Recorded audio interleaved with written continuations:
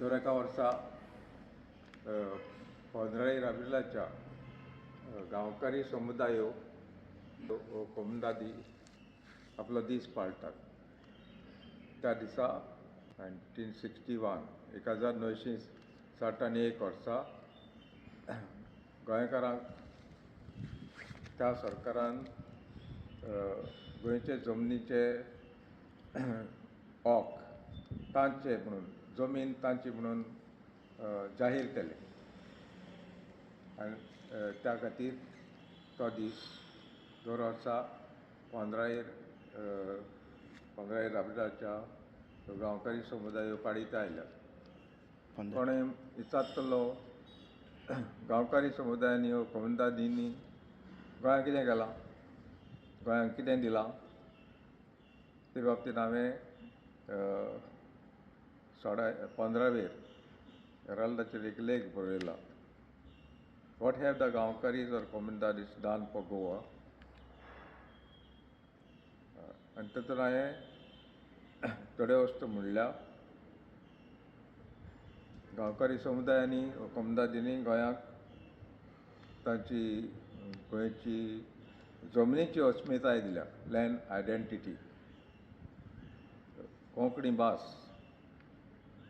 आनी गोंयचे सगळें जें कितें आहा म्हणटा हांव संस्कृताय आनी बरें वागप सगळ्यांक सगळें धर्मा मदें कम्युनल हार्मनी म्हणटा आमी आनी आमचे सगळो स्वभाव गोंयकारांचो तें आमकां फावो केला. हे बाबतींत दोन उतरां हांव हाचेर सांगूंक सोदतां. हो लेख इंग्लिशीन आहा पूण हांव कोंकणी भाशेन दोन उतरां सांगूंक सोदतां. आदल्या काळांतल्यान शेकड्याचे शेकडे आनी हजारवीं वर्सां जेजुओच्या आदी पर्यंत ह्यो समुदाय ह्यो आसात. क्रिश्चन इरा म्हणटा आमी. आनी तेन्ना तांणी गोंयची जमीन आपली म्हूण मानून घेतल्या. आनी तेन्ना कोण सरकार हांगा नासलो, गोंयचो रुलर म्हणटा आमी. क्रिस्ती युगाच्या 3ऱ्या शेंकड्या आदीं पयलोच रुलर सरकार हांगा दिश्टी पडलो आनी उपरांत थिंगा सावन 1961 वर्सा 1961 पर्यंत 17-18 रुलर्स म्हणजे सरकार वो डायनास्टीज म्हणटा त्यो गोंयांत येवन गेल्यो. पूण तांणी सगळ्यांनी केन्नाच म्हणूंक ना ही जमीन आपली म्हणून. वयल्यान तांणी मानून घेतलें ही जमीन लोकांची, गोंयच्या लोकांची. Ownership of land belongs to the gaonkaris हें तेणी मानून घेतलें. आनी त्याच बसत त्या समुदायांनी गोंयकार बरे मनीस कशे शांतीचे सुसेगाद म्हणटा आमी तसले हुस्को नासलेले बरे मनीस कशे हार्ड वर्कींग बरो वावर करतले ऑनेस्ट आनी ट्रस्टवर्दी पीपल म्हणजे तांकां म्हणटल्यो ते भाशेन उतराचे म्हणटल्यो ट्रस्टवर्दी व्हडले मनीस कशे ह्या समुदायांनी वाडले. आनी त्याच खातीर तांकां सगळ्या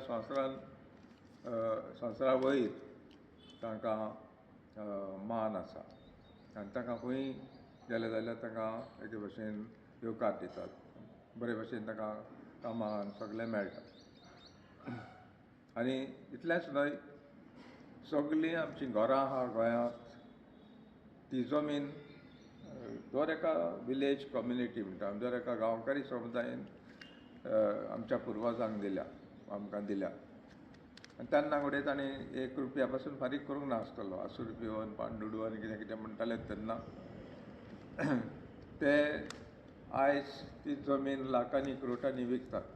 कोमदादीक सांगनासतना पर्यंत विकतात. गोंयची जमीन फकत घरां बांदूंक दिवंक जाताली आनी व्हडले व्हडले दोंगर शेतां व्हडल्यो व्हडल्यो प्रॉपर्टीज म्हणटा आमी त्यो रोवपाक दिताले. आमचे गोंयांत जायते भाटकार म्हणटा आमी ते तांणी त्यो रेंदाक केल्ल्यो. रेंदाक म्हणजे ते वर्साच्या वर्सा कितें तरी फारीक कोत्ताले कमदादी आनी तांकां दिल्ल्यो त्यो रोवपाक. पूण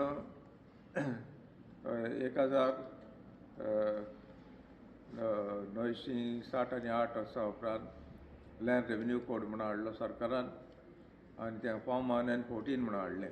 तातूंत ताणें आपलीं नांवां लायलीं त्यो कमदादीक सांगनासतना विकल्यो. ताणें कमदादीक जायते फावटी फारीक फुड्यान करूंक ना. कमदाच्यो जमनी चोरल्यात. म्हणटच आमची गोंयची जमीन फकत घरां बांदूंक दिवंक जाता आनी रोवंक दिवंक जाता. आनी कितें व्हडलें व्हडलें कितें हें आसता कितें प्ले ग्रावंड आनी कसलें गांवच्या बरेपणाक तशी दवरया.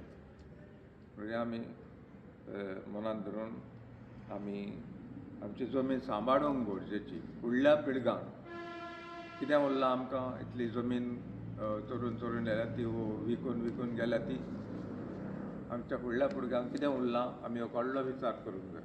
आनी ह्याच खातीर दर एका गांवांत आयज बोवाड जाता, प्रोटेस्ट जातात, हंगर स्ट्रायक जातात कितल्या कितल्या गोंयच्या जाग्यांचेर.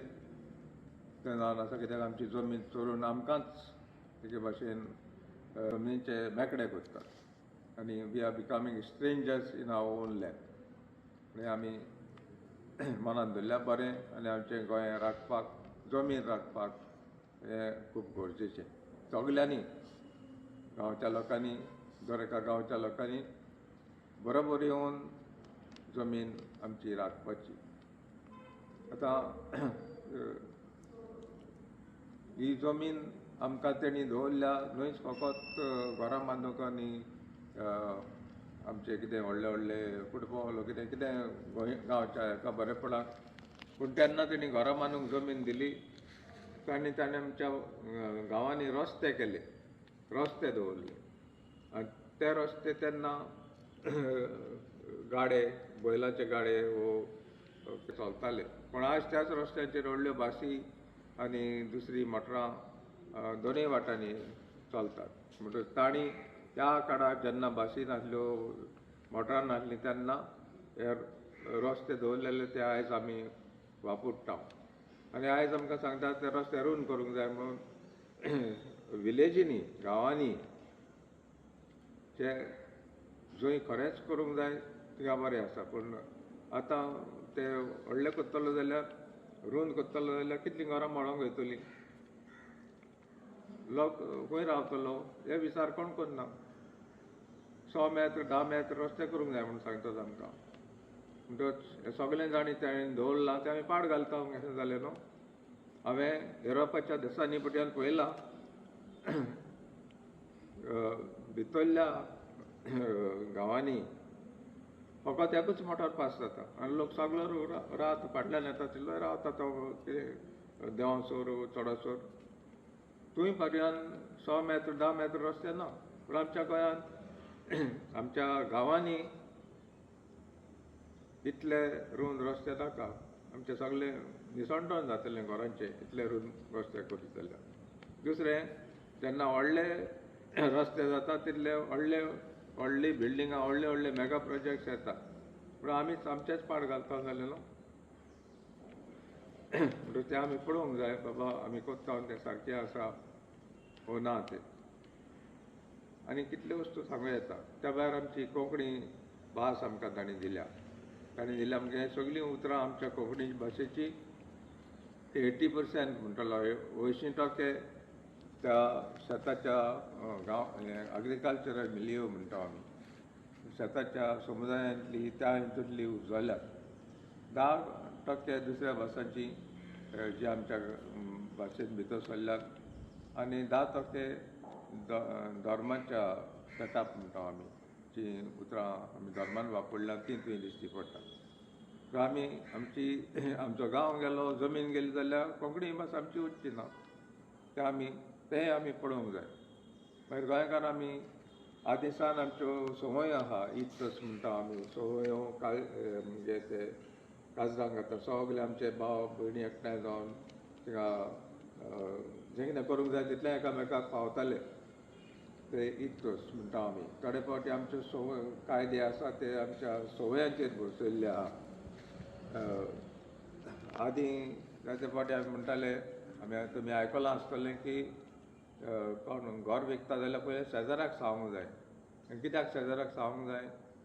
ताका जाय जाल्यार ताणें घेवपाक. कित्याक कोणाकूय विकलें जाल्यार तुवें कोणूय मनीस येवन सगळो दुस्पट घालूंक शकता. म्हणटच हे हितून म्हणटा आमी ते कस्टम्स एंड युजेजीस म्हणटा तितून पडटा. त्याचं ते सगळ्यां लागीं विचारून मागीर जनरल बॉडी मिटींग करून थारायताले कोणाक दिवचे ते. हो मनीस येता तो आमच्या शेजाऱ्या तो आमचे बरे दुस्पट घालतलो, सगळ्यांक आमकां बऱ्याक उपकारतलो. तेन्ना ते दुसऱ्या त्याच गांवच्या लोकांक दिताले. कसले ते आमचे ताका आमी म्हणटा इतोस. बऱ्यो संवयो ते कायदे कशे वेताले आमचे. मागीर आमची संस्कृताय आसा जी आमी मानीत आयल्या कल्चर म्हणटा ते. आनी आमच्या गोंयांत आदले वेगवेगळ्या देशांचे अराब आनी कोणते चायनीज आनी दुसरे कितल्या भासांचे मनीस, कितल्या देशांचे मनीस आमच्या गोंयांत ट्रेड म्हणटा आमी धंदो चलयताले. म्हणटच तांचे सगळें बरे भशेन आमी चल्ल्या कल्चर तांचे कडेन आमी घेतलां. मागीर पुर्तुगेज येतच तांचेंय घेतलां. इन द पोर्चुगीज कल्चर म्हणटा आमी.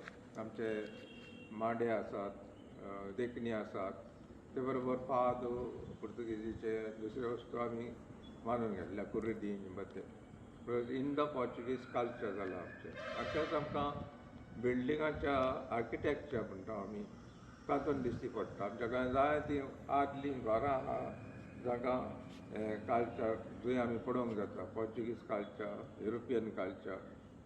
तशेंच आमच्या इगोर्जांचे दिश्टी थोडे टेंपलूय आहा जंय